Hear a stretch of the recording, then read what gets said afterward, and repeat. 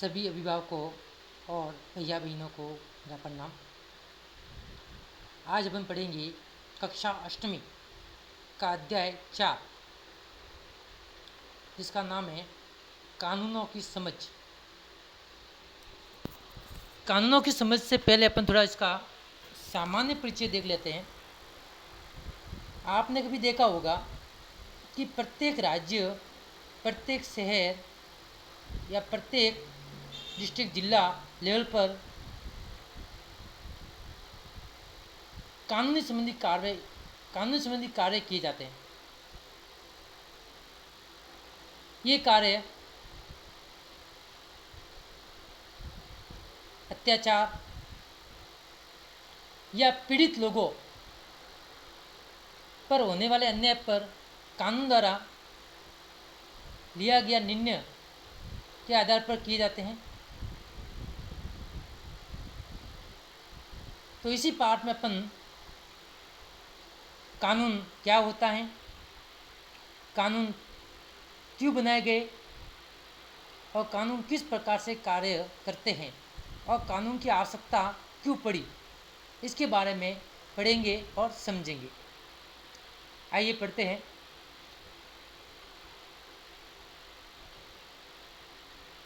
आप कुछ कानूनों से परिचित होंगे।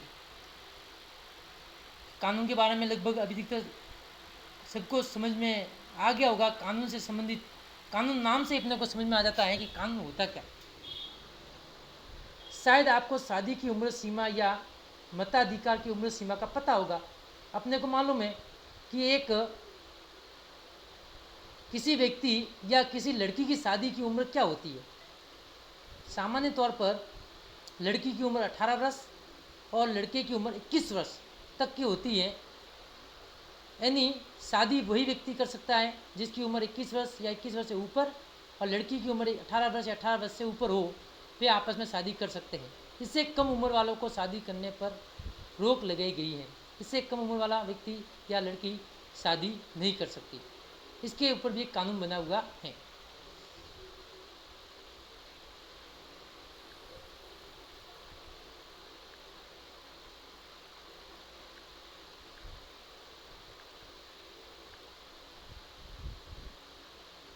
संभव है आप संपत्ति को खरीदने बेचने के कानून को भी जानते होंगे। संपत्ति को खरीदना बेचना, जमीनों को खरीदना बेचना, इसके ऊपर भी कानून बने हुए होते हैं। अभी तक आप ये जान चुके हैं कि कानून बनाने का जिम्मा संसद का होता है। अपने को मालूम है कानून कौन बनाता है? संसद बनाती है। और संसद में लोकसभा, राज्यसभा और राष्ट्रपति तीनों मिलकर कानून का निर्माण करते हैं। क्या ये कानून सभी पर लागू होते हैं?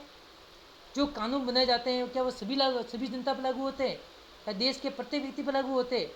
ये बात सही है कि जो संसद के द्वारा कानून बनाया जाता है वह देश के प्रत्येक व्यक्ति पर लागू होता है। नए कानून किस तरह अस्तित्व में आते हैं? नया कानून कैसे बनाया जाता है? क्या कोई कानून लोकप्रिय या विवादास्पद भी होते हैं? आपको मालूम होगा कोई अच्छा कार्य करने वाला कानून होता है वो लोकप्रिय कानून होता है, और जो अच्छा कार्य नहीं करता है वो विवादास्पद के रूप में गिरा हुआ होता है। नागरिकों के नाते हमें ऐसी परिस्थितियों में क्या करना चाहिए? अगर लोकप्रिय कानून है तो क्या करना चाहिए, और कोई कानून विवादास्पद है तो क्या करना चाहिए, इसके बारे में पढ़ेंगे। देखो, ये कोई कानून बना हुआ है तो कानून के खिलाफ आंदोलन भी कर रहे हैं जनता। कानून के खिलाफ कौन से व्यक्ति आंदोलन करते हैं? जिसमें जनता की कम सहभागिता होती है, यानी जनता के प्रति कम निर्णय लिए जाते हैं, वे कानून जनता के प्रति विवादास्पद होते हैं।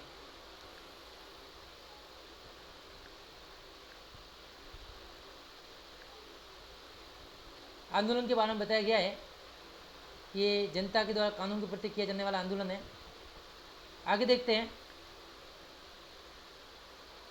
क्या कानून सब पर लागू होते हैं? मैंने पहले भी बताया आपको कि जो कानून संसद के द्वारा बनाया गया है वो क्या सबके ऊपर लागू होता है? तो इसका मतलब ये है कि कानून हमेशा सबके ऊपर ही लागू होता है, चाहे वह गरीब व्यक्ति हो या धनवान व्यक्ति हो, या सबसे बड़ा नेता ही क्यों ना हो, उसके ऊपर भी कानून लागू होता है। इस स्थिति को पढ़े और उसके नीचे दिए गए प्रश्नों का उत्तर दे। एक सरकारी अधिकारी के बेटे को जिला अदालत ने 10 साल की सजा सुनाई है। जिला डिस्ट्रिक्ट कोर्ट डिस्ट्रिक्ट कोर्ट ने उसको 10 साल की सज़ा सुनाई है। इस वजह से वह सरकारी अधिकारी अपने बेटे को भाग निकलने में मदद करता है। अगर सरकारी अधिकारी यानी उसको 10 साल की बच्चे को उस लड़के को 10 साल की सज़ा सुनाई गई है तो क्या सरकारी अधिकारी होने का उसको सज़ा नहीं मिलेगी? ऐसा नहीं है, उसको भी सज़ा मिलेगी और वह भाग निकलने में मदद करता है, नहीं करेगा। नेक्स्ट है, क्या आपको लगता है कि उस सरकारी अधिकारी ने सही काम किया है? क्या उसके बेटे को केवल इसलिए कानून से माफ़ी मिल जानी चाहिए कि उसका बेटा आर्थिक और राजनीतिक रूप से बहुत ताकतवर है? ये गलत है। ठीक है, जिसके पास धन है या वह राजनीति या नेता है तो क्या उसके बेटे को माफ़ किया जाए? नहीं। अगर उसने कोई गलत काम किया है तो सरकार उसको, कानून उसको सज़ा जरूर देगा। तो इसके प्रकार कानून ने उसको 10 साल की सज़ा दी है, वो सही दी है। आगे देखते हैं, यह सीधे सीधे कानून के उल्लंघन का मामला है। अगर राजनेता अपने लड़के को भगाने की कोशिश करता है तो यह कानून का उल्लंघन है। तो उसके उल्लंघन में उसके राजनेता, उसके बेटे के पिता को भी सजा हो सकती है।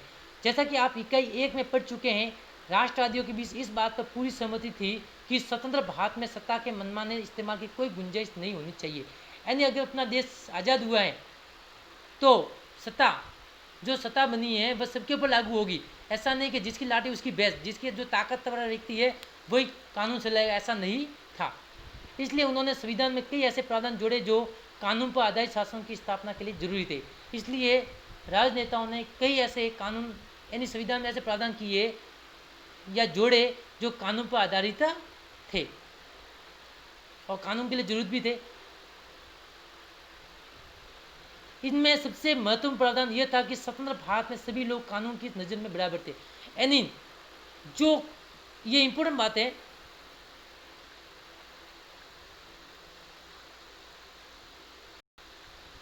कि स्वतंत्र भारत में जो कानून है, कानून के नज़र में सब लोग बराबर ही होंगे, कोई ऊंचा नीचा नहीं होगा, चाहे जो धनवान हो या गरीब हो। हमारा कानून धर्म, जाति और लिंग के आधार पर लोगों के बीच कोई भेदभाव नहीं कर सकता। जो कानून बनाया गया है संसद के द्वारा, वह कानून एक तो धर्म के आधार पर, एक जाति के आधार पर और एक लिंग के आधार पर, वह बच्चा है, स्त्री है, पुरुष है, उसके आधार पर कोई भेदभाव नहीं करेगा। सभी कानून देश के सभी नागरिकों पर समान रूप से लागू होंगे। यानी जो अपने कानून है वह देश के प्रत्येक नागरिक पर समान रूप से लागू होंगे। ठीक है, ये ध्यान रखना, इम्पोर्टेंट चीज़ है।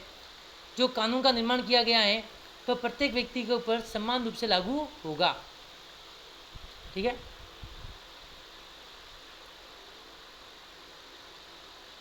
के बीच कोई भेदभाव नहीं करना।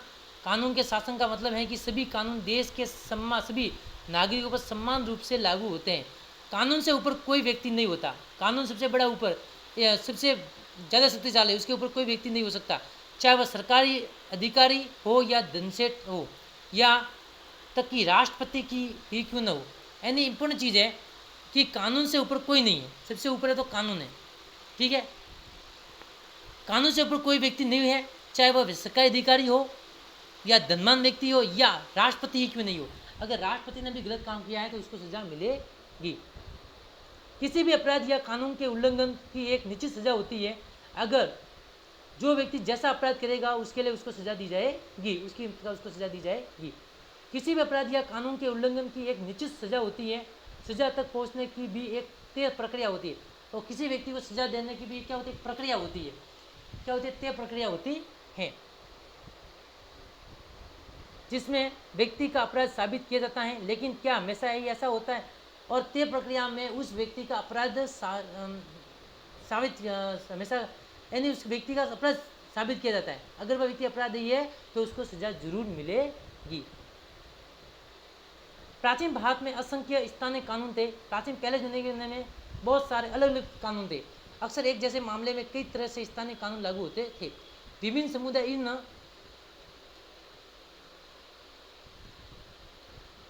इन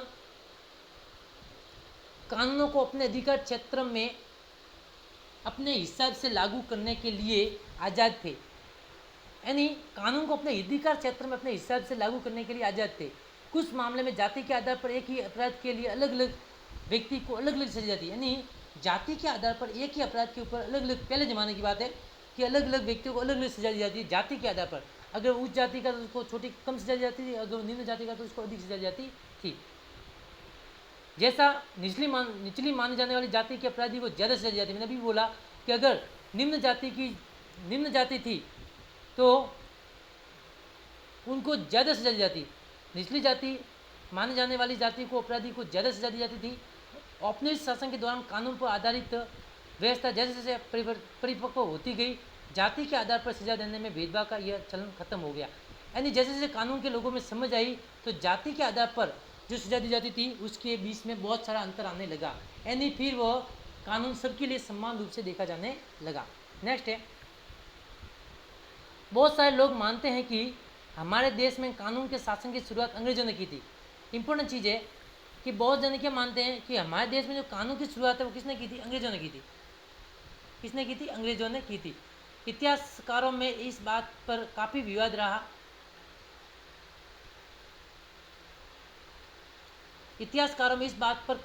रहा। है। इसके कई कारण। एक कारण तो ये है कि औपनिवेशिक कानून मनमानेपन पर आधारित था। यानी जो औपनिवेशिक, मैंने बोला था दूसरे देशों के द्वारा किसी देश पर शासन किया जाता है, व्यापार किया जाता है और उन्हीं के कानून लागू होता है, तो वो क्या कहते हैं? मनमानेपन, यानी जैसा अपना मन होता है वैसे लोगों को सजा दी जाती थी। दूसरी वजह से ये बताई जाती है कि ब्रिटिश भारत में कानूनी मामलों के विकास में भारतीय राष्ट्रवादियों ने एक अहम भूमिका निभाई थी। 1870 का राजद्रोह एक्ट सवाल भी बनता है। राजद्रोह एक्ट कब लागू किया गया था? 1870 में। 1870 का राजद्रोह एक्ट अंग्रेजी शासन के मनमानेपन की मिसाल था। ऑनलाइन कर दीजिए कि 1870 का जो राजद्रोह एक्ट है उसका मतलब क्या था? तो 1870 का जो राजद्रोह एक्ट था वह अंग्रेजी शासन के मनमानेपन की मिसाल था। इस कानून में राजद्रोह की परिभाषा बहुत व्यापक थी। इसके मुताबिक अगर कोई व्यक्ति ब्रिटिश सरकार का विरोध या आलोचना करता था तो उसे मुकदमा चलाकर बिना ही गिरफ्तार किया जाता। तो राजद्रोह, राजद्रोह से क्या तात्पर्य था? तो राजद्रोह से तो इसके मुताबिक अगर कोई भी व्यक्ति ब्रिटिश सरकार का विरोध या आलोचना करता था तो उसे मुकदमा चलाए बिना ही गिरफ्तार किया जाता। उसके ऊपर कोई मुकदमा न चला कर उसको डायरेक्ट जेल में डाल दिया जाता। तो ये था 1870 का कानून। तो अंग्रेजों द्वारा 1870 के कानून, प्रश्न भी बनता है अपना कि अंग्रेजों द्वारा 1870 के कानून का क्या प्रावधान था? तो इसका प्रावधान ये था कि अगर कोई भी व्यक्ति अंग्रेजों सरकार का विरोध करता है तो उसके ऊपर बिना मुकदमा चलाए ही उसको जेल में डाल दिया जाता था। नेक्स्ट है, भारतीय राष्ट्रवादी अंग्रेजों द्वारा सत्ता के इस मामले मनमाने इस्तेमाल का विरोध और उसकी आलोचना करते थे। भारतीय व्यक्ति क्या करते थे कि भारतीय राष्ट्रवाद अंग्रेजी द्वारा सत्ता के इस अंग्रेज जो मनमाना कार्य कर रहे थे, मनमाना कानून का अपराध, मनमान संबंधी लोगों को सजा दे रहे थे, मनमाने रूप से अपनी इच्छा के अनुसार उसकी क्या करने लगे? आलोचना करते थे। अपनी बात को मनवाने के लिए उन्होंने संघर्ष शुरू कर दिया। ये देखिए, जो भारतीय लोगों ने अंग्रेजी कानून पर अपनी बात को मनवाने के लिए उन्होंने संघर्ष शुरू कर दिया और संघर्ष की रूपरेखा बताई गई है चित्र के द्वारा, आपके सामने ही है। और अंग्रेजों के द्वारा किया जाने वाला अत्याचार का एक चित्र बताया गया है आपके सामने। नेक्स्ट है, यह समानता का संघर्ष था। उनके लिए कानून का मतलब ऐसे नियम नहीं थे जिनका पालन करना उनकी मजबूरी हो। यह समानता का संघर्ष था। इसका मतलब ये था कि कानून सबके लिए समान लागू हो। ठीक है, उनके लिए कानून का मतलब ऐसे नियम नहीं थे कि जिनका पालन करना उनकी मजबूरी हो, कि कानून का पालन करना मजबूरी नहीं होना चाहिए, वह कानून सबके ऊपर समान रूप से लागू होना चाहिए। वे कानून को उससे अलग ऐसी व्यवस्था के रूप में देखना चाहते थे जो न्याय के विचार पर आधारित थे। यानी वे कानून को भारतीय लोग या जो निर्धन लोग थे वह कानून को ऐसे रूप में देखना चाहते थे, ऐसी व्यवस्था के रूप में देखना चाहते थे जो न्याय के विचार पर आधारित हो, यानी समान न्याय पर। 19वीं सदी के आखिरी तक भारत में कानूनी पेशा भी उभरने लगा। 19वीं सदी के आखिरी तक भारत में कानूनी पेशा भी उभरने लगा था। कानूनी पेशे में ये लगे भारतीयों ने मांग की कि औपनिवेशिक अदालतों में उन्हें सम्मान की नज़र से देखा जाए। यानी भारतीय लोगों ने क्या मांग की कि उनकी जो औपनिवेशिक है, विदेशों द्वारा जो अदालतें बनाई गई है, उनको समान रूप से देखा जाए।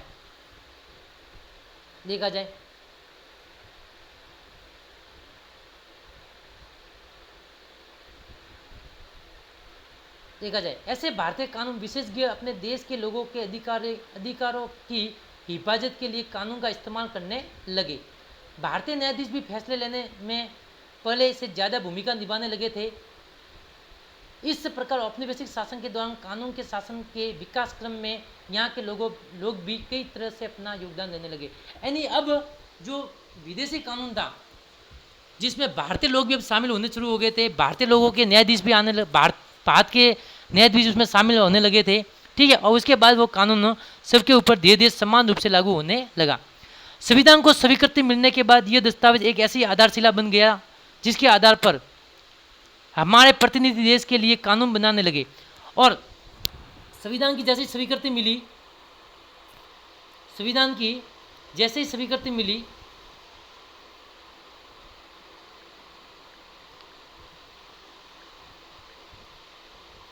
संविधान की स्वीकृति मिलने के बाद यह दस्तावेज एक ऐसी आधारशिला बन गया जिसके आधार पर हमारे प्रतिनिधि देश के लिए कानून बनाने लगे। यानी हमारे देश के लोग मिलकर कानून बनाने लगे। हर साल हमारे प्रतिनिधि कई नए कानून बनाते थे, हर साल अलग अलग कानून बनाते थे और कई पुराने कानूनों में संशोधन करते थे। यानी अपना देश में संविधान लागू होने के बाद अपने देश के जो लोग थे वह आपस में मिलकर प्रतिवर्ष कई प्रकार के कानून बनाते थे और उसमें बने हुए कानून में संशोधन करते थे। कक्षा 6 की पुस्तक में आपने 2005 के हिंदू उत्तराधिकार संशोधन कानून के बारे में पढ़ा होगा। कक्षा 6 की जो पुस्तक है 2005 के हिंदू उत्तराधिकार संशोधन कानून के बारे में पढ़ा होगा। इस नए कानून के मुताबिक बेटे, बेटियां और उसकी माँ तीनों को परिवार की संपत्ति में बराबर हिस्सा मिलना चाहिए। तो 2005 का हिंदू उत्तराधिकार कानून क्या था? सवाल भी बनता है अपना कि 2005 का हिंदू उत्तराधिकार कानून क्या था? तो इसका कानून ये था कि इसमें चाहे वो एक ही बाप की बेटे हो, बेटियां हो, इसकी माँ हो, उनको तीनों को परिवार की संपत्ति का बराबर हिस्सा प्राप्त होगा। नेक्स्ट है, इसी प्रकार प्रदूषण को नियंत्रित करने और रोजगार मुहैया कराने के लिए भी नए कानून बनाए गए, ठीक है। प्रदूषण को कैसे नियंत्रित किया जाए और लोगों को रोजगार कैसे दिए जाए, तो इससे संबंधित भी कानून बनाए गए। इसी प्रकार प्रदूषण को नियंत्रित करने और रोजगार मुहैया कराने के लिए भी नए कानून बनाए गए हैं। लोग इस निर्णय पर कैसे पहुँचते हैं कि एक ऐसा नया कानून जरूरी है, वे कानून का प्रस्ताव किस तरह पेश करते हैं, इसके बारे में आप अगले हिस्से में पढ़ेंगे। तो कल अपन पढ़ेंगे नए कानून किस तरह बनते हैं, इसके बारे में पढ़ेंगे। धन्यवाद। आज के टॉपिक में आप इतना ही पढ़ेंगे।